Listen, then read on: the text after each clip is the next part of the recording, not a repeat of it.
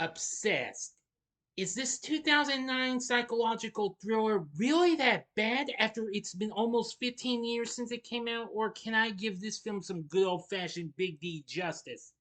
Find out in my review right now. Big D's Entertainment Rankings and Reviews.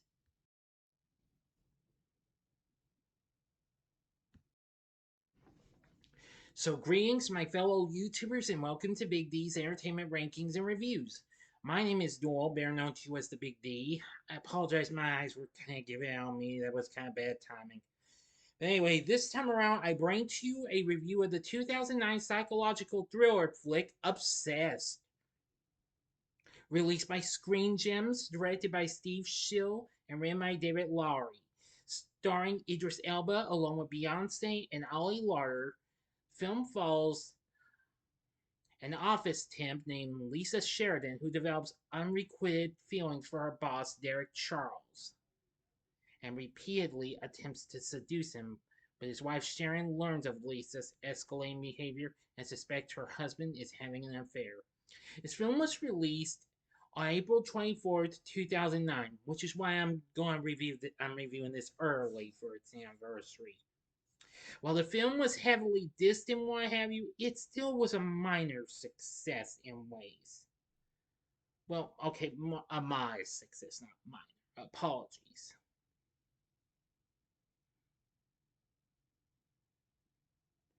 So anyway,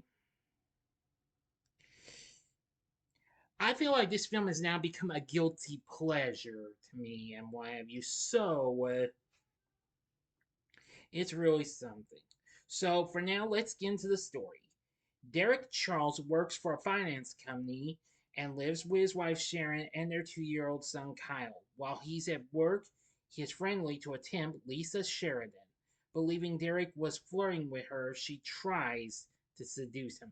Although Derek repeatedly rejects her, Lisa continues to pursue him and makes sexual advances toward him at the office Christmas party. Later, she follows him to his car and flashes him until he forces her out of his car. Derek intends to report Lisa to Human Resources, but learns that she has quit her job. Thinking that Lisa has given up, Derek is nervous when he receives flirtatious emails from her. He and his workmates visit a resort for a conference where she shows up. When he confronts her, she spikes his drink. Incapacitated, she then follows him to his hotel room.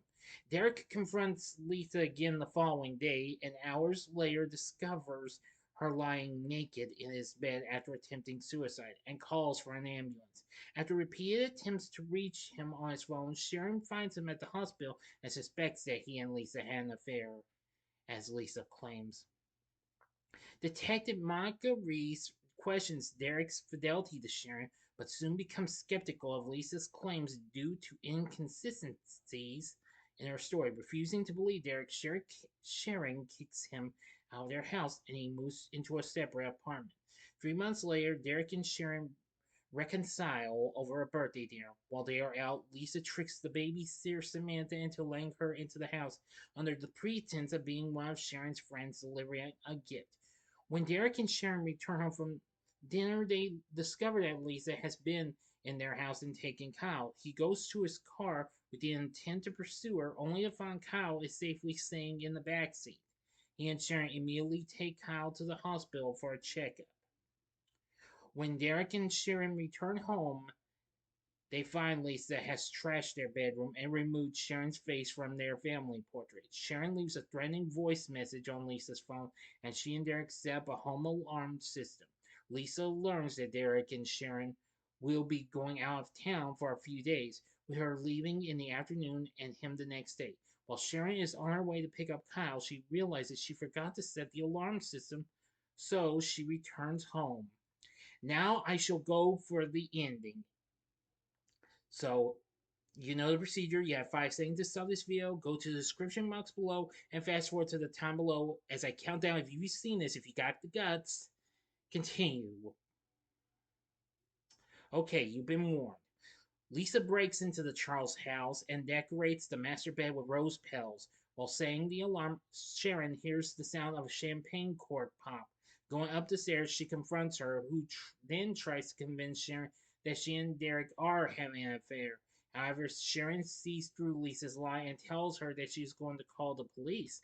Lisa tries to stop her and suggests they sit down and talk about an angered but an angered Sharon pushes her to the floor and they engage in a physical altercation. When Derek calls the home phone, Lisa answers, prompting him to alert Detective Reese as he rushes home.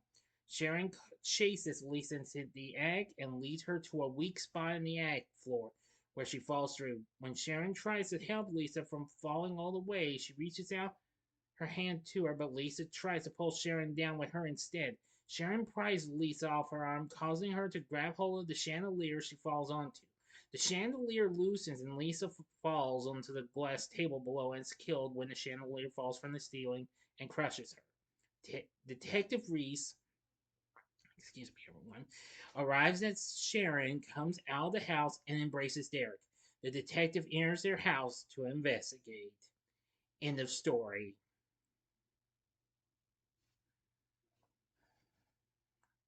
We'll miss out, people. Okay, so what did I think of Obsessed? Well, it may not be one of the best psychological suspense thrillers and what have you in my book. I feel like this is easily an underrated film and what have you.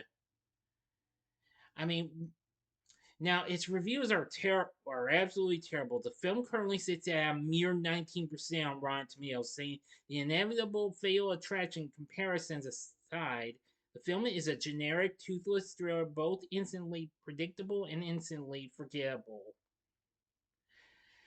Yeah, a common complaint about the film was that, unlike most deranged stalker themed films, the film did not explain why Lisa was so determined to seduce Derek, who showed no interest in her at all.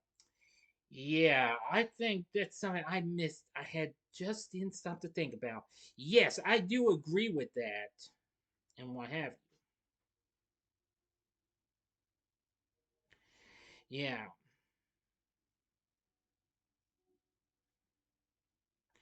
well, Digital Spy called the film predictable and blamed the well defined morality of the characters and said, unlike the bunny boiling 80s classic fatal attraction, the characters are drawn in 2D. They are either good or bad, and there is absolutely no attempt to understand what drives them either way. Yeah, well, I completely do understand that that it might not be great and what have you, but critics drew close comparisons between this and Fatal Attraction, which I definitely need to see. I know I've heard of it, and I think I might have seen some of it, but I can't remember though. If I do happen to find it, I will look into it and review it someday. Well, there were so many others in why. Well, the spiking disc, the film still, however, was a modest success at the box office, making 73 million worldwide against its $20 million budget. It also got nominated for well, well, let's see, teen three Teen Choice Award movies. It was nominated for Choice Movie Drama, and Beyonce was nominated for the Choice Movie Actress in a Drama. The fight scene between Sharon and Lisa garnered a nomination, but unfortunately lost to Twilight.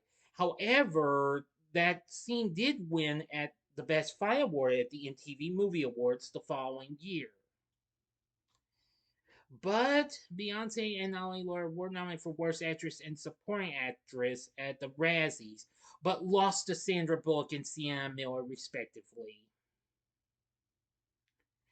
Well, Idris Elba was nominated for the Outstanding Actor in a Motion Picture at the NAACP Awards.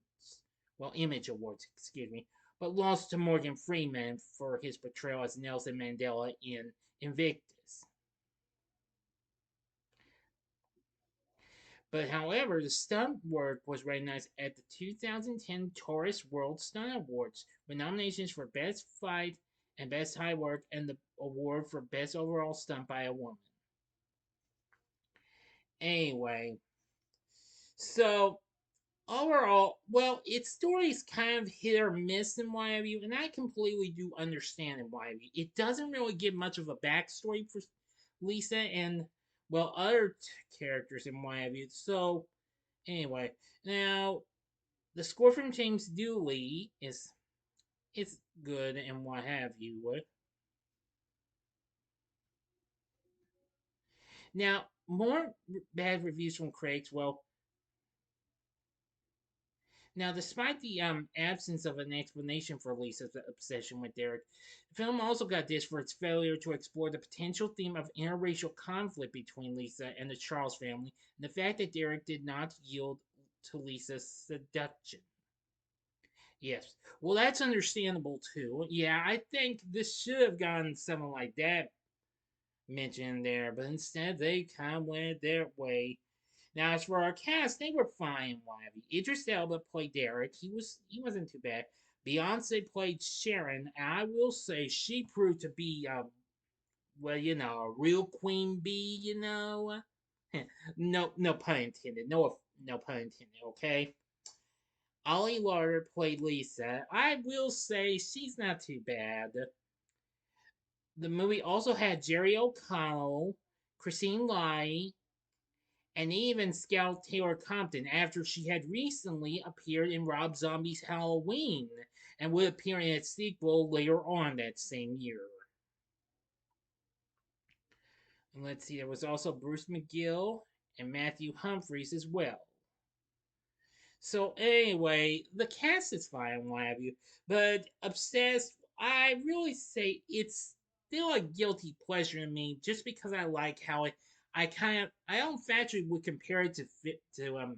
Well, I would probably compare it to Fatal Attraction if I had seen it, but this kind of comes up there with some of those films with where younger people seduce people like Devil in the Flesh or The Crush or heck, even the boy next door, which I will be reviewing this on the date I have it for because since I pushed this up, since I postponed the Sex and the City movie review, which is what I was going to review tonight, but I postponed it and I decided to put this in instead. Obsessed, well, I'm gonna say it's alright. It's okay and what have you. But would I recommend it? Well, you be the judge. I kind of would suggest if you are a hardcore maybe if you're a hardcore Beyonce fan, I'd say give it a one-time watch. Or if you're into Idris Elba or Ali Larter, one-time watch. But if not, avoid it. But anyway, Obsessed, I feel like it's a guilty pleasure. And actually, as a matter of fact, aside from the score, Beyonce actually did contribute a song to the movie. Just forgot what it was called, unfortunately. But I am going to say that song was her contribution of a song in the movie was good. So anyway, Obsessed, give it a one-time watch if you're a hardcore Beyonce, Idris Elba, or Ollie Lar fan, or if you're not into this stuff, then just avoid it. If you have seen Obsessed, what did you think of it? Please let me know in the comment section below. If you like this video, click the like button, subscribe, and be a part of the Big D Nation. Join me next time when I bring to you a review of Something's Gotta Give with Jack Nicholson and Diane Keaton. I'm looking forward to that. So anyway, if you like this, consider checking out some of these other films that kind of have a little bit of a psychotic feel to them. In the upper left-hand corner is the back-to-back review I did on Devil in the Flesh and Devil in the Flesh 2, both underrated films and what have you, and it's also one of the most viewed videos on Big D's entertainment rankings and reviews. The upper right-hand corner is my review of another guilty pleasure, and that's Wild Things. Or if you would like a little more of one of the stars I mentioned, Scout Taylor-Compton, yeah, she's in this. See my re-review of Rob Zombie's Halloween from 2007. And the bottom right hand corner is the button you can click to subscribe. If you like rankings and reviews on movies, TV, music, video games, etc., then I'm your guy. And yeah. Yes, I was. Yeah. Samantha's the babysitter. That's who Scout Taylor-Compton played. So thanks for watching. Until next time, I'm the Big B saying, see ya. I got a little carried away on that. Bye.